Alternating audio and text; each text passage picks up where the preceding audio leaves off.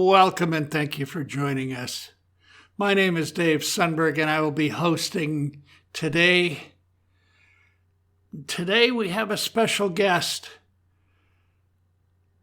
Pastor Carol Sundberg, chaplain at Meth-Wick Community, has agreed to join us with part of the message that she used in her worship service recently for the Meth-Wick community.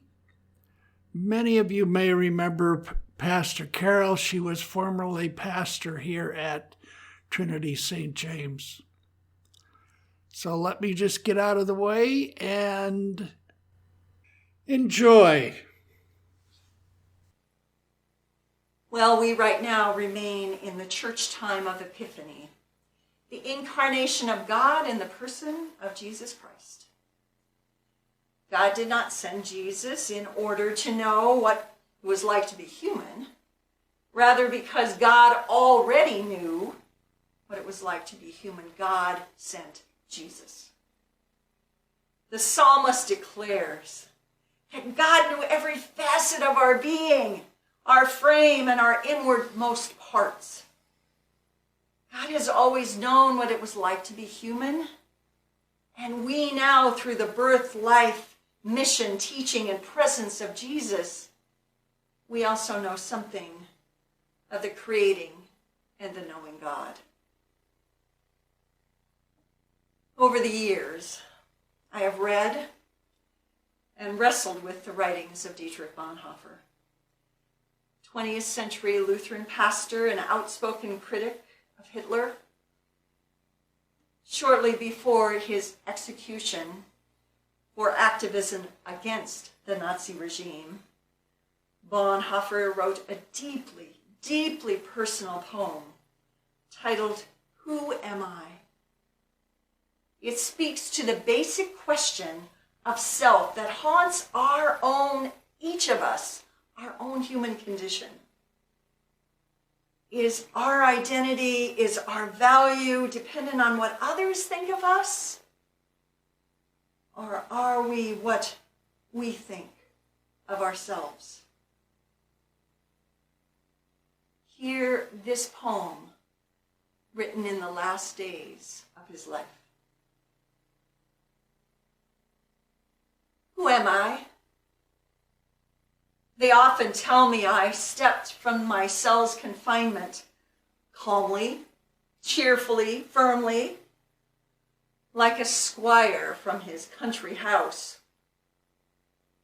Who am I?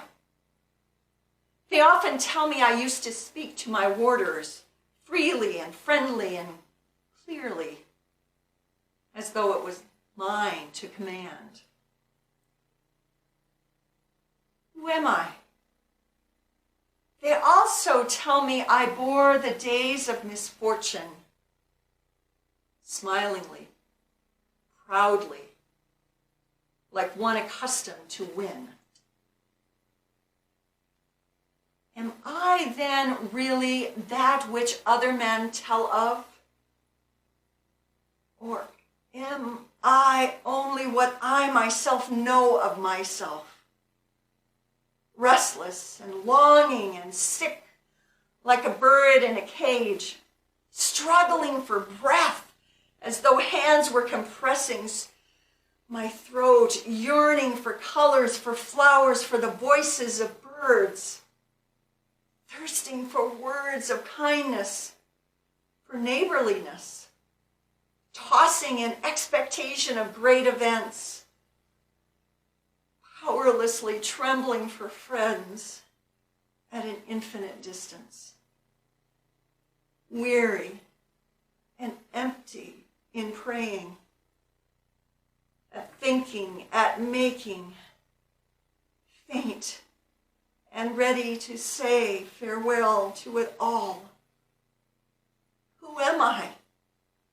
This or the other? Am I one person today and tomorrow another? Am I both at once? A hypocrite before others and before myself, the contemptible, woe-begone weakling? Or is something within me, like a beaten army fleeing in disorder from victory already achieved? Who am I? They mock me, these lonely questions of mine. Whoever I am, thou knowest, O God, I am thine.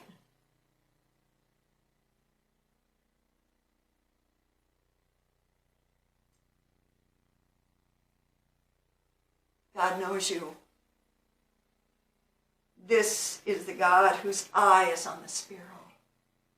This is the God who keeps your tears in a bottle. This is the God who tallies the number of every hair on your head, whether many or few. This is the God for whom there are no anonymous sheep, to whom nobody is a write-off, for whom no one is lost in the crowd. The personal God who loves the number one lost sheep, one missing coin, one sinner lost and found.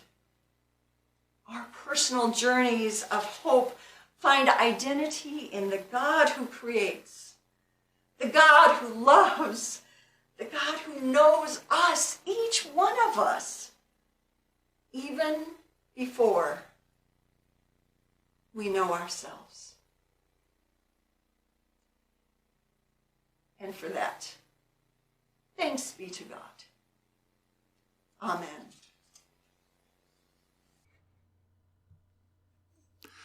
Ah, yes. Amen. And from those of us who hang out here in this old pew, we say thank you for joining us. Blessings to you. And until next week, enjoy.